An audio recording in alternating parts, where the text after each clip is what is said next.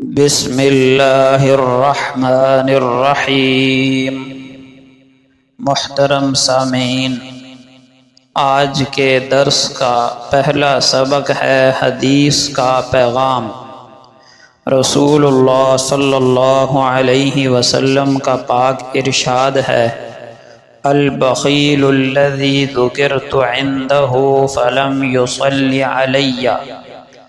اصل بخیل اور کنجوس وہ شخص ہے جس کے سامنے میرا ذکر ہو اور اس نے مجھ پر درود نہ بھیجا۔ یہ روایت جامع ترمذی میں موجود ہے۔ دیکھیں، جب ہم کسی مجلس میں، بیان میں، درس میں، وعظ میں بیٹھے ہوں اور وہاں کئی مرتبہ آقا علیہ السلام کا نام نامی آئے تو پوری مجلس میں ایک مرتبہ تو درود پاک پڑھنا واجب ہے، اور ہر مرتبہ یعنی جب بھی آقا علیہ السلام کا نام آئے تو درود پاک بھیجنا ہر بار مستحب ہے۔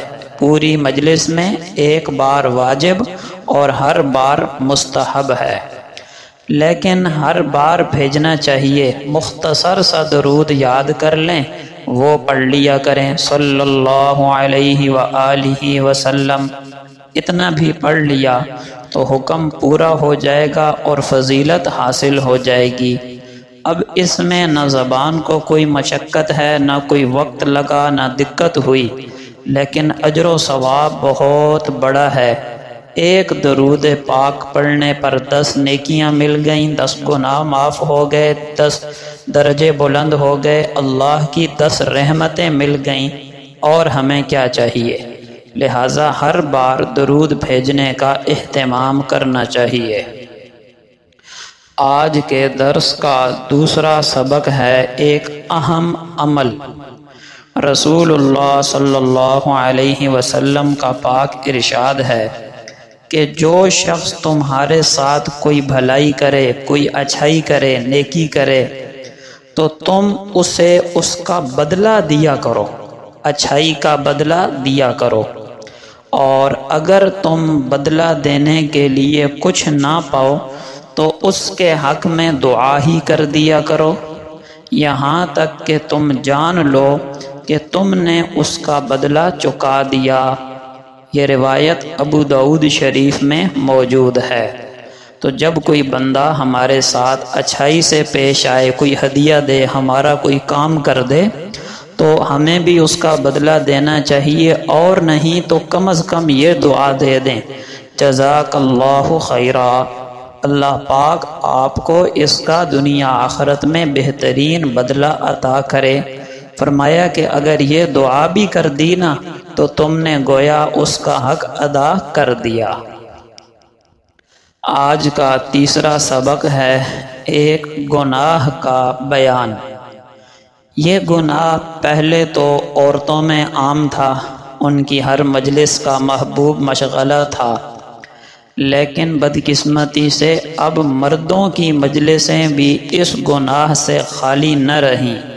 مرد بھی عموماً اس گناہ میں مبتلا ہوتے ہیں، لہٰذا اس روایت کو غور کے ساتھ سنیے۔ یہ ابو داؤد شریف کے اندر موجود ہے۔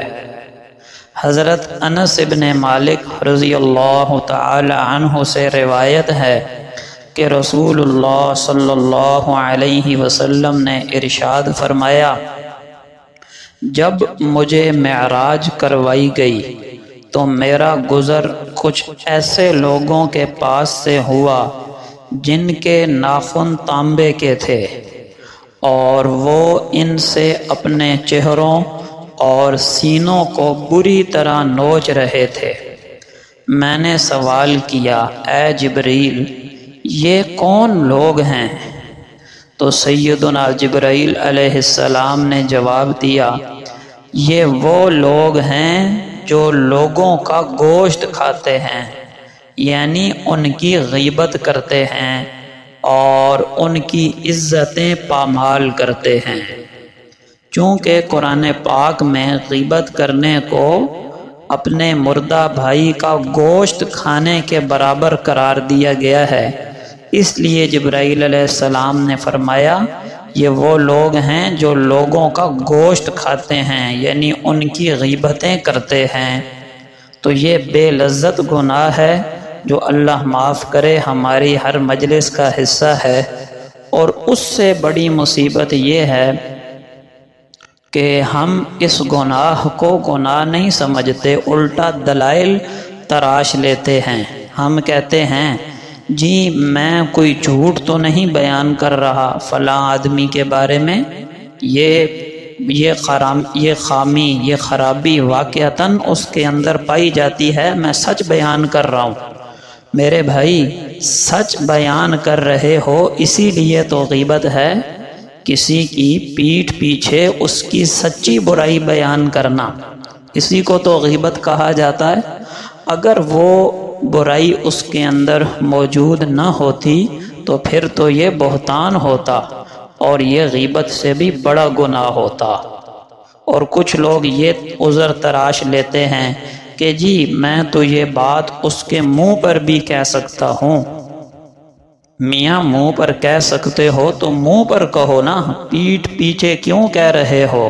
اور منہ پر کہو گے تو وہ آگے سے سنو گے بھی صحیح، اور وہ تمہیں آگے سے جواب بھی دے گا۔ پیٹھ پیچھے کہہ رہے ہو تو وہ نہ دفاع کر سکتا ہے نہ جواب دے سکتا ہے۔ لہٰذا اس کبیرہ گناہ سے اور اس حرام سے بچنے کا ایک ہی طریقہ ہے کہ ہم اپنی مجلسوں میں دوسروں کا تذکرہ کرنا ہی چھوڑ دیں، تاکہ نہ اچھا تذکرہ ہو نہ برا، اور غیبت کا احتمال ہی ختم ہو جائے۔ آج کے درس کا چوتھا سبق ہے گناہوں کا نقصان۔ گناہوں کے نقصانات اس لیے بیان کیے جاتے ہیں کہ انسانی فطرت ہے کہ وہ نقصان دہ چیزوں سے بچتا ہے۔ تو جب ہمارے سامنے گناہوں کے نقصان ہوں گے تو انشاءاللہ ہم بھی گناہوں سے بچے نہیں تو کم از کم گناہوں کی نفرت ہمارے دلوں میں آ جائے گی۔ گناہ کا ایک نقصان یہ بھی ہے کہ گناہ کے نحوست سے آدمی اطاعت کی توفیق سے اور نیک اعمال سے محروم ہوتا جاتا ہے۔ آج ایک طاعت گئی، ایک نیکی گئی، کل دوسری چھوٹ گئی، پرسوں تیسری رہ گئی، یوں سلسلہ وار تمام نیک کام گناہ کی نحوست سے ہاتھ سے نکل جاتے ہیں۔ آج کا پانچواں اور آخری سبق ہے ایک فقہی مسئلے کا بیان۔ وضو ہونے کے باوجود ہر نماز کے لیے نیا وضو کرنا مستحب ہے۔